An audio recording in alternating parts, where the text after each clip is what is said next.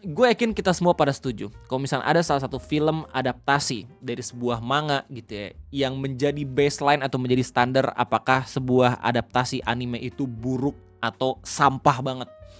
Dan kalau misalnya lo tanya ke gue apa itu filmnya, gue bakal jawab Dragon Ball Evolution. Dragon Ball Evolution ini dirilis di tahun 2009, terus punya rating yang termasuk terendah gitu ya dalam sejarah perfilman gitu, 2.5/10. Banyak banget orang-orang yang menganggap kalau misalnya ini merupakan rating terendah untuk film adaptasi. Kayak gitu. Ini udah di-review juga sama 81.000 orang, terus kemudian ya banyak banget para anime enjoyers gitu ya pada setuju kalau misalkan ada project live action jangan sampai di-treat sama dengan film Dragon Ball Evolution. Karena menurut gue emang agak sedikit menyedihkan sih kalau misalkan kita omongin tentang betapa legendarisnya Dragon Ball gitu. Kita semua bakal tahu kalau misalnya Akira Toriyama ini banyak banget menginspirasi mangaka lain dalam membuat manganya. Ambillah contoh Oda Sensei, pembuat One Piece gitu ya. Terus habis itu Masashi Kishimoto, pembuat Naruto. Itu mereka terinspirasi dari Dragon Ball dan mereka ngomong sendiri gitu ya. Jadi basically Dragon Ball ini benar-benar sebuah komik legendaris buatan Jepang gitu ya, yang seharusnya tuh nggak di-treat sesampah ini. Sementara kita punya live actionnya yang bahkan bisa buat trauma orang-orang sampai pada akhirnya gak ada yang berani lagi buat adaptasi Dragon Ball. Lu bayangin. Ini juga film adaptasinya legendaris. Kayak melegenda juga kejelekannya gitu ya. Dari 6 genre, cuma 1 genre doang yang benar dan menggambarkan film adaptasi ini, yaitu thriller. Katanya ini film bisa ditonton sama semua umur atau PG, tapi ya bohong nih sebenarnya. Soalnya yang bisa nonton film ini cuma orang-orang yang bermental kuat.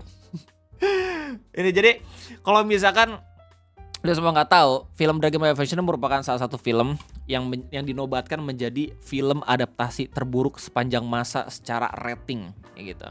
Cuman di bulan Maret 2025 ini, khususnya di tanggal 23 Maret 2025, gue mendapatkan kabar ya, dan gue mendapatkan berita kalau misalnya ternyata ada yang ngedethrone, ada yang menghancurkan prestasi dari Dragon Ball Evolution menjadi sebuah film adaptasi terburuk ratingnya. Ada film lagi yang ternyata punya rating lebih sampah dibandingin Dragon Ball Evolution. Dan kalau misalnya semua pengen tahu itu film apaan, itu adalah film Snow White live action yang baru aja dirilis sama Disney di tanggal 19 Maret 2025. Ratingnya dia itu 1.9/10 dan udah direview sama 72.000 orang. Popularity itu nomor 2. Ini banyak diomongin sama orang-orang IMDb gitu. Gue yakin banyak banget orang-orang yang sengaja ke IMDb cuma pengen ngelihat ini laman doang gitu ya. Terus habis itu ya film ini menceritakan tentang adaptasi bagaimana caranya Disney untuk mencari cuan lagi gitu ya, untuk mengobak-ngabik segala macam film-film yang pernah mereka buat dulu. Terus habis itu kayak kenapa gak kita buat film adaptasinya, akhirnya dibuatlah Snow White. Dimana menurut gue ini salah langkah di banyak banget aspek gitu. Dan gue bakal ngebahas itu semua di video ngopi pada kesempatan kali ini. Gak usah khawatir, ini bukan film review, oke? Lu bisa lihat di video-video YouTube yang lain, udah banyak banget. Oke, channel-channel review film udah nge-review film ini, silahkan. Ini spoiler free, gue juga cuman tertarik untuk ngebahas fakta kalau misalnya ternyata Snow White ini ratingnya lebih kecil dibanding Dragon Ball Evolution. Jadi selamat datang di Ngopi, ngobrolin persoalan internasional. Dan pada kesempatan kayak ini gue pengen ngomongin soal fenomena Snow White yang punya rating lebih sampah dibandingin Dragon Ball Evolution. Bahkan udah ada meme-nya gitu. Oke, tau gak yang membedakan antara fenomena Dragon Ball Evolution yang punya rating sampah sama Snow White itu apaan? Dragon Ball Evolution sengaja dikasih kesempatan sama para fans untuk dinikmati. Cuman karena banyak banget orang-orang pada akhirnya setelah nonton kecewa, langsung ngasih blast rating yang sampah banget, jadi 2.5 kayak gitu. Ini film pengen mencoba untuk menggabungkan culture negara barat dan juga negara Asians gitu ya. Lu bisa lihat sendiri dari posternya. Oke, padahal kita sama-sama tahu kalau misalkan Dragon Ball sendiri itu juga terinspirasi dari folklore dari China ya, yang ngasih Son Goku atau kalau misalnya dalam game itu Black Myth Wukong. Nah sementara di Snow White ini, gue yakin banyak banget orang yang rating itu masih belum banyak yang nonton juga. Asal ngerating karena ada sebuah hal dan juga sebuah kejadian kontroversial yang pada akhirnya nggak ngasih kesempatan kepada film Snow White live action ini. Jadi permasalahan itu ada di mana sih Bang Ray sampai pada akhirnya orang tuh udah jealous dan juga udah mengecam film ini duluan sebelum pada akhirnya nonton. Well, kita harus throwback sebentar di beberapa tahun yang lalu ya, 2-3 tahun yang lalu, di mana Disney akhirnya memutuskan untuk mengumumkan bahwa mereka bakalan buat adaptasi Snow White. Di mana mereka juga mengumumkan siapa yang akan menjadi main karakternya, yaitu Rachel Zegler, oke. Beliau by the way.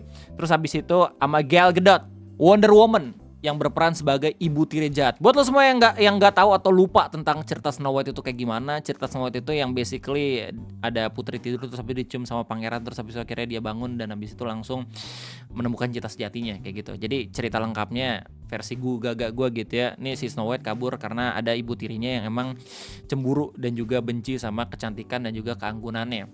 Terus habis itu pada akhirnya si main karakter ini, si Snow White ini kabur gitu, tinggal di rumah kurcaci, ketemu sama The Seven Dwarfs, terus habis itu ya hidup bahagia di sana sampai pada akhirnya si ibu tiri tahu kalau misalkan dia tinggal di rumah kurcaci, nyamar jadi nenek lampir gitu ya atau penyihir, terus habis itu ngasih apel sampai pada akhirnya si Snow White itu tertidur pulas sampai menemukan cinta sejatinya. Sampai pada akhirnya pangeran yang emang benar-benar cinta sejati itu datang, terus habis itu menyelamatkan Snow White. Kelar kayak gitu.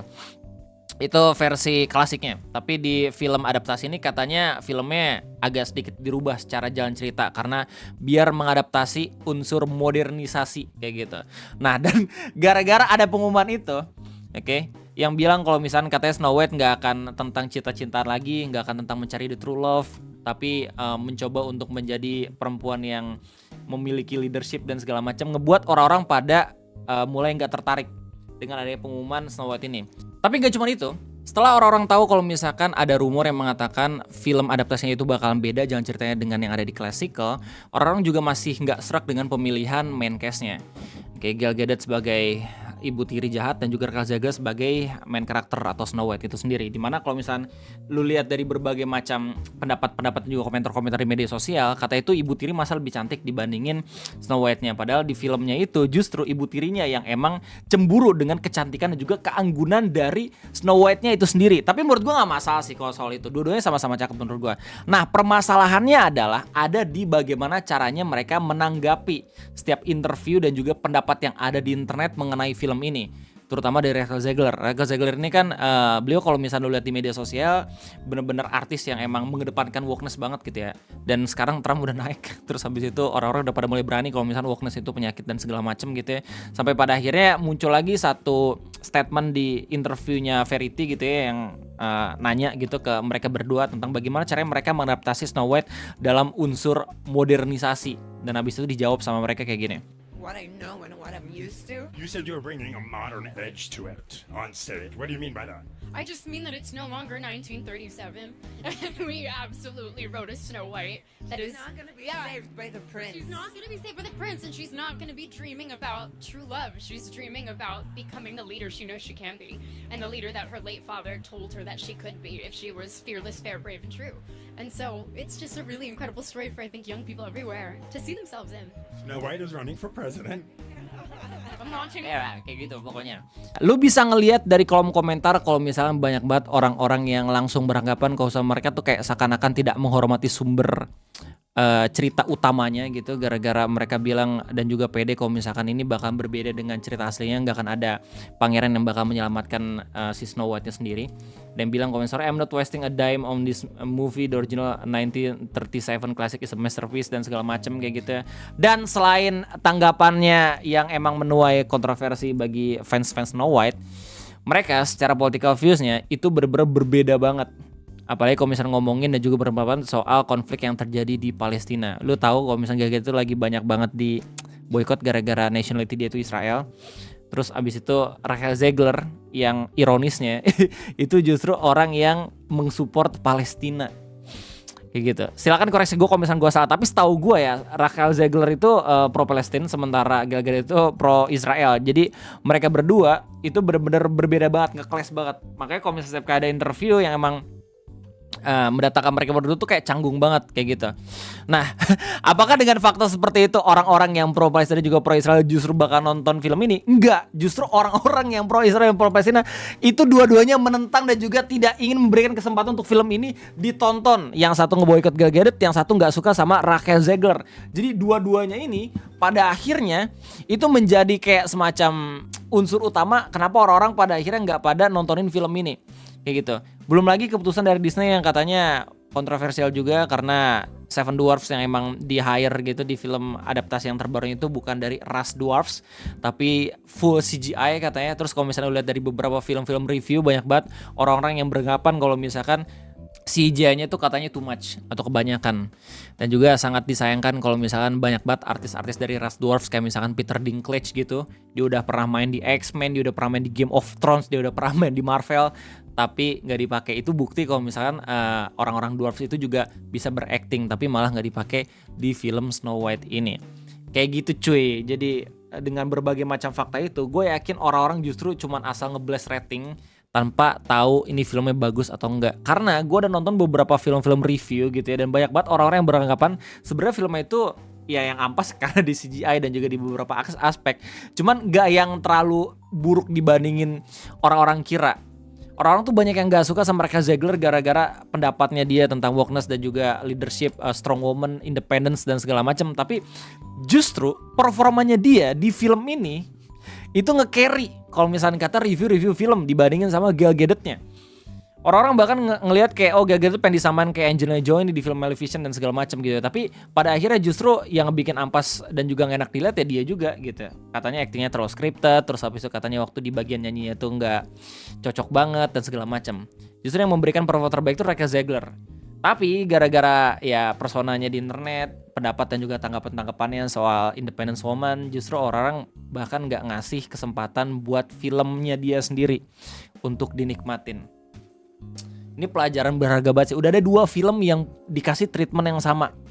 Kayak gini, yang pertama Business Proposal, yang kedua Snow White Adaptation. Tapi menurut gue Snow White Adaptation ini lebih parah lagi, soalnya gak cuman soal PR-nya yang jelek gitu ya, public relation yang jelek, tapi political view-nya tuh yang ngebuat orang-orang jadi pada malas buat nontonin. Terakhir, kalau misalnya semua nanya ke gue tanggapan gue kayak gimana soal film ini, gue bakal jawab kalau misalnya akan sangat tidak fair kalau misalnya kita ngeboikot film hanya dari pandangan politik salah satu dari aktor atau artisnya aja, karena film itu dibuat sama banyak banget orang gitu ya. Lebih fair kalau misalnya lu ngelihat siapa yang memproduksinya. Nah itu tuh, kalau misalnya yang produksinya perusahaan emang bener-bener ngedukung sesuatu yang gak lu suka banget, nah boleh lah lu boikot. Tapi kalau misalkan emang kagak, terus abis itu lu lihat artis-artisnya doang, ya menurut gua agak sedikit kurang masuk gitu ya. Intinya ya gimana tanggapan lu semua soal film ini? Kalau misalnya ada di antara semua yang udah nonton, gua sangat amat tertarik untuk ngeliat pendapat lu di kolom komentar, silahkan tulis. Dan buat lu semua yang emang gak tertarik buat nonton, ya mungkin ini cuma sedikit informasi tambahan aja kalau misalnya ternyata udah bukan Dragon Ball Evolution lagi gitu ya, film adaptasi terburuk secara rating, tapi udah dikalahkan sama Snow White. Sekali lagi terima kasih udah nontonin, sampai ketemu lagi nanti di next video ngopi, sampai jumpa.